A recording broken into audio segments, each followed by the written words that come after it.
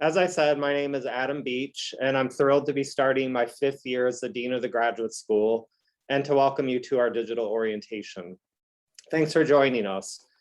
Before we get started, I want to fill you in on some details about our meeting.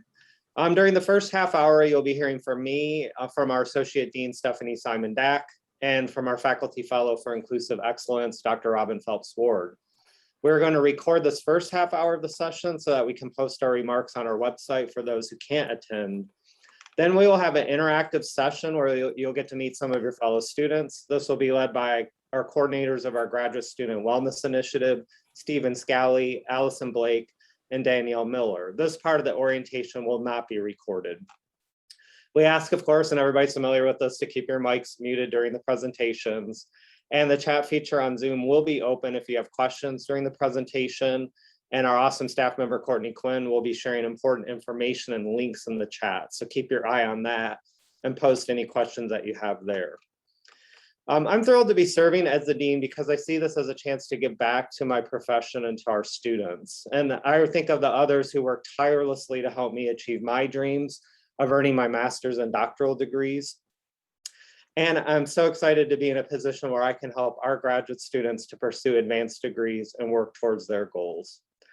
Looking out at Zoom today brings back so many memories of starting both my master's program at Ohio State and my doctorate at SUNY Buffalo. And I'll just never forget the absolute thrill of receiving my acceptance to both programs and to being able to study with the faculty that I did at both institutions. I hope you have the same kinds of experiences at Ball State that I had. And I know our faculty are dedicated to your success, and our programs are structured around giving students that personal feedback and attention that they need to succeed. Seeing all of you also reminds me of my wife, who decided to change professions by entering the speech pathology master's program at Ball State some 13 years ago. At that time, we had 2 children under the age of 6, and I was early in my career working feverishly to try and get tenure at Ball State. As you can imagine, our lives were spectacularly complicated in those 3 years that she completed her master's. And I was reminded of this. I recently found a schedule I had made, which was detailed down to the hour, involving my teaching schedule, her class schedule, and our cobbled together childcare setup with babysitters and local preschools. I remember that at sometimes she didn't think she could make it, and we didn't know if we were going to make it as a family. But she persisted and worked through those difficult times, and now is reaping the benefits of working in a profession that she loves. I know that so many of you are in similar situations, juggling jobs and kids, the work schedules of your partners, or other responsibilities while you pursue your goals. I'd say during those rough times, hang in there and don't give up. It'll all be worth it once you finish that degree and start down the paths that open to you after you graduate. Now I want to share with you a few things I wish I would have known before I started graduate school. And the first is that graduate school is really hard, and it's supposed to be. And I'll share an embarrassing detail with you. I earned a really poor grade in my first quarter of my master's program at Ohio State from probably one of our department's most famous academics. I was a straight A student at my small college in Michigan, but I quickly realized that I had some catching up to do with the expectations of the faculty at the graduate level. At an early point in that quarter, after a brutal assessment of one of my papers, I really had to make a decision to start working even harder and smarter, or to abandon the master's program altogether. And I tell you this because I think just about every one of your faculty members here probably has a similar story.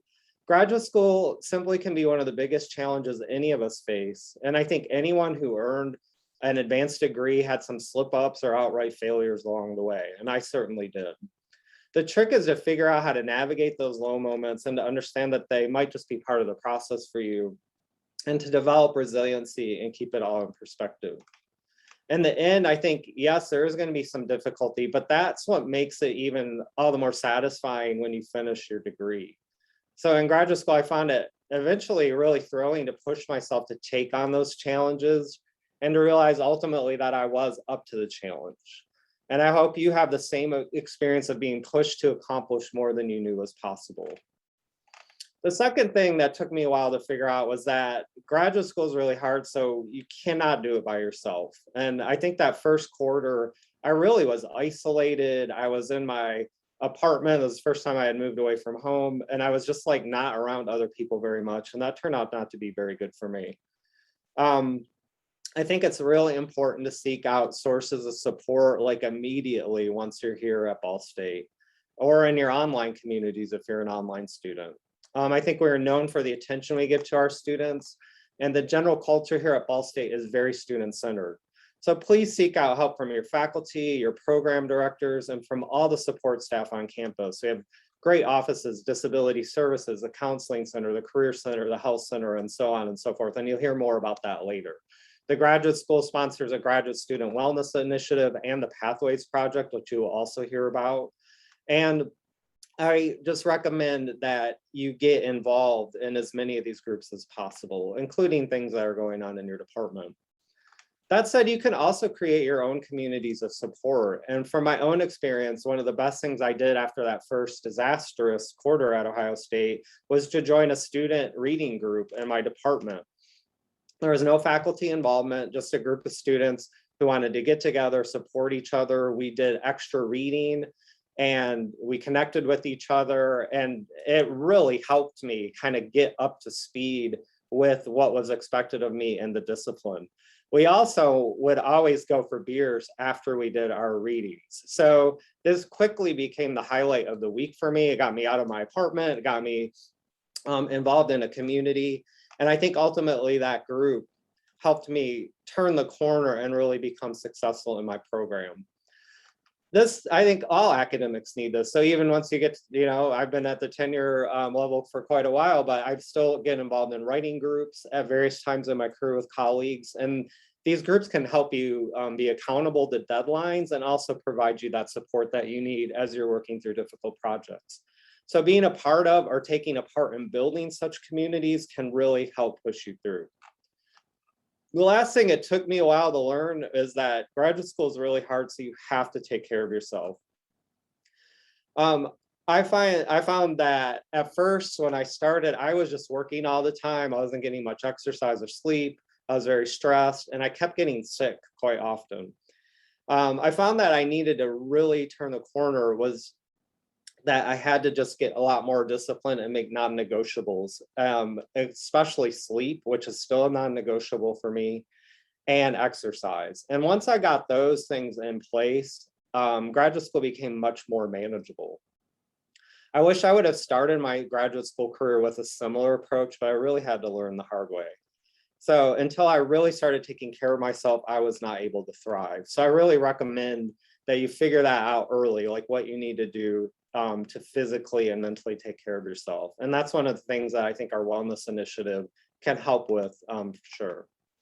As I wrap up my remarks here, I want to say that I've also been thinking a lot about how your graduate school experience has an additional difficulty that I never experienced, and that you are starting in the middle of a historic global pandemic, which is now overshadowing a third consecutive academic year. This, I think, makes it even more important for you to develop a community of support and to take care of yourself. I so admired your decision to pursue graduate studies during this time when so much seems uncertain. Like many people, I've been reading Albert Camus' novel, The Plague, and one of the most poignant things I think in the novel is he talks about how the plague and pestilence takes away a sense of the future.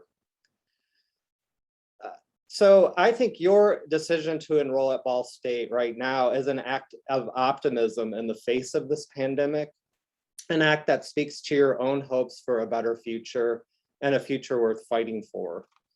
We live in a world facing so many challenges, and it fills me with hope to see all of you here today, ready to learn and grow, so you can help to address those challenges and make a better world. I'm excited for you. Graduate school is one of the best things I ever did. I'm really excited for you that you have this opportunity, and I hope you will make the most of your time at Ball State. Please let us in the graduate school know what we can do to help you on your journey. Now I'm going to turn it over to our Associate Dean, Stephanie Simon-Dack, and I would encourage all of you not to ignore any emails that come from Stephanie, because she's usually disseminating really important things for you to know. So go ahead, Stephanie. Thank you, Adam. Adam's experiences in graduate school are the kind we hope all of our students at Ball State can have. I also experienced an incredible amount of growth and development, professional and personal, during graduate school.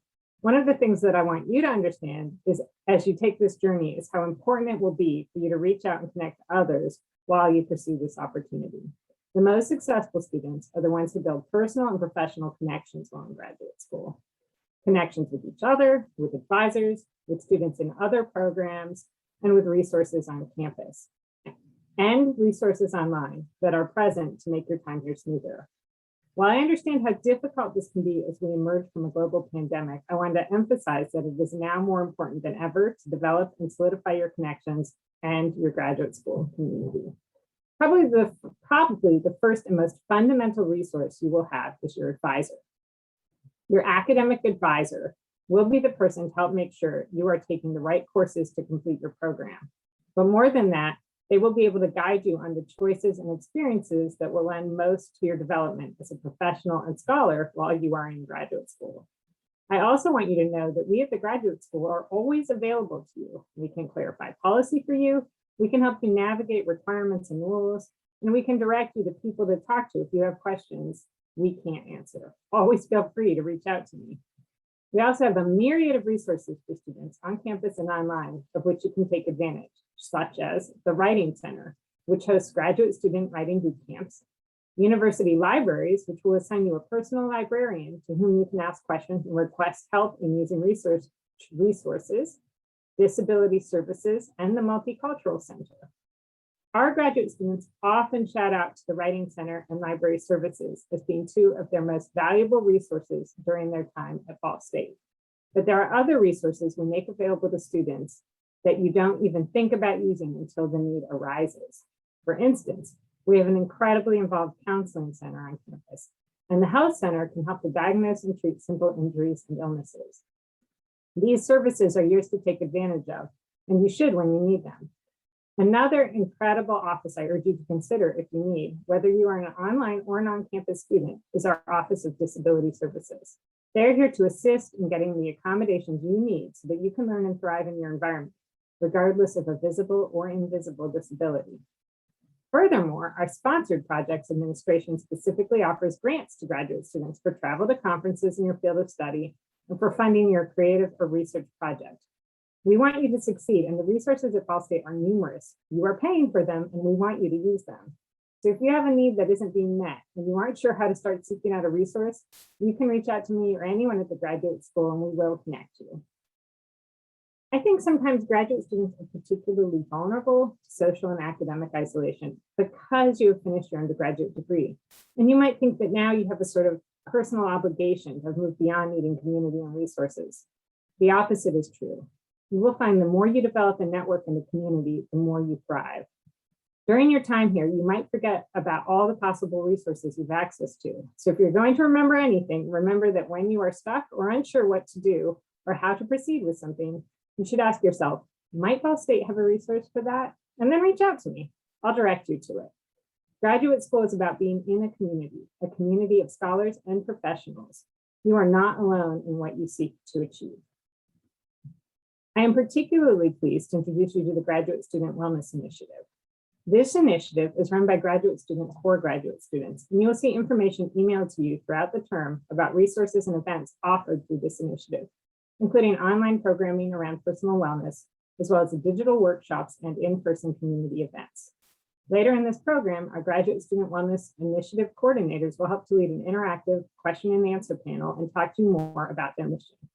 We are so very pleased to have you here attending Ball State for graduate school and pursuing your passion. I hope you will stay connected to us, to your advisor, and to the robust Ball State community. I wish you a very successful and happy time here with us. Now, I am very pleased to introduce one of the graduate school's faculty fellows for inclusive excellence, Dr. Robin Phelps-Ward. Thanks, Stephanie. Hi, everyone. My name is Dr. Robin Phelps-Ward. I serve as one of the faculty fellows here for Inclusive Excellence in the graduate school, helping to lead the Pathways Project alongside Mike Martinez, who is on the call, who is a doctoral student in the Higher Education Doctoral Program, Cade Paget, a master's student in the Student Affairs Administration Higher Education Master of Arts Program, which I direct, and Dr. Lauren Mims, who is also a faculty fellow in the graduate school and an assistant professor of educational psychology. I'm excited to share with you a few amazing opportunities I hope you'll get involved in while you're here at Ball State. These opportunities are designed to help you build a sense of belonging and connection while you're here and prepare you for what's next after Ball State. The first of these opportunities is the Pathways Mentoring Program. The Pathways Mentoring Program matches students, both undergraduate and graduate, from historically marginalized backgrounds with faculty and professional staff within their intended fields of study at Ball State to support their academic and career aspirations. By meeting with a mentor on a consistent basis to develop and carry out goals, attending professional development events and workshops, and interacting with mentees within a scholarly community, Pathways students gain support through their graduate education experience. Through Pathways, mentees enjoy the following benefits. First, an assigned mentor they meet with every 2 weeks. Access to $250 worth of small grant funding that you can use for professional development. Students can receive this once per academic year for being actively involved in the program. And active involvement looks like meeting regularly with your mentor and participating in at least 2 professional development events per semester. Additionally, folks in the Pathways Mentoring Program have access to professional development and community building programming, where you can learn more about graduate school, yourself, your Enneagram type, your Myers-Briggs, and even participate in trivia nights. To learn more about graduate school. The attached handout, which may be coming in the chat here, includes our programming for the year. Finally, folks in the Pathways Mentoring Program have access to information about research and scholarly opportunities at Ball State and beyond through the Pathways Canvas community. Additionally, all grads are welcome to join Pathways for its weekly study halls on Tuesdays, 10 to 12 p.m. and Thursdays, 4 to 6 p.m. You can join in 2 ways: in person at Bracken Library, room 201. It's beautiful, lots of light in there. Or you can join on Zoom, and the link to join is located at our BSU Pathways Program Instagram at BSU Pathways Program, and the link tree has the link to the Zoom in the bio. To get involved with Pathways, all you need to do is apply. Courtney is pasting the link in the chat now. If you want to learn more, feel free to stop by both our booth at the Activity Fair this Saturday, August 21st, 5 to 8 p.m. in the Recreation Center. We'll be on the basketball courts with swag. Or you can join us for our student call-out meeting Wednesday, September 1st, 12:30 to 1:30 p.m. in the beautiful new Multicultural Center. It's behind Bracken Library. The second opportunity that I'd like to share with you about is almost exclusively for graduate students. It's called the Action Research Collective, also known as ARC. ARC is a research team that centers the knowledge, creativity, and expertise of graduate student leaders to produce information needed to advance support and success for graduate students from minoritized backgrounds at Ball State. Now, in our second year, the ARC team will begin collecting data for a photo voice study designed to explore the experiences of graduate students of color, LGBTQ+ graduate students, and graduate students with disabilities. We're excited to share the stories of our grads through photos and rich qualitative narratives. Graduate students who participate in ARC enjoy the following benefits: experience carrying out a research study based in a critical perspective, access to $250 of small grant funding, and a community of other graduate students outside of their academic programs. I hope you get involved. The third opportunity I encourage you to participate in is one of the extended orientation sessions I'll be facilitating called You're Here for a Reason: Cultivating Equity and Community in Graduate School. It'll be Tuesday, August 31st, 11 a.m. to 12 p.m. All of these times are in Eastern. During the session, you'll think about your own social identities and how they might influence your experience in the university community. You'll learn to identify and disrupt microaggressions and discrimination, and you'll think more about and talk with each other about the connections between your social identities and your future graduate school experiences. So please don't forget to register. Finally, you probably noticed in the description of the Pathways Mentoring Program and the Action Research Collective, I mentioned that these programs have goals of supporting students from underrepresented, marginalized, or minoritized communities. When I use those words, I'm referring to folks who face added barriers to access, persistence, and success in their graduate programs because of systems of oppression they face connected to their identities. Populations within this group include but are not limited to students of color, Indigenous and Native students, LGBTQ plus students, students with disabilities, undocumented students, low-income students, international students, students who speak English as a second language, students who do not identify as Christian, student veterans, students with dependents, and the list goes on. These students' needs and experiences are centered within the Pathways Project. If you hold mainly dominant identities, you are still encouraged to apply. We are all needed to advance this project of equity in graduate education and must build coalitions from all angles.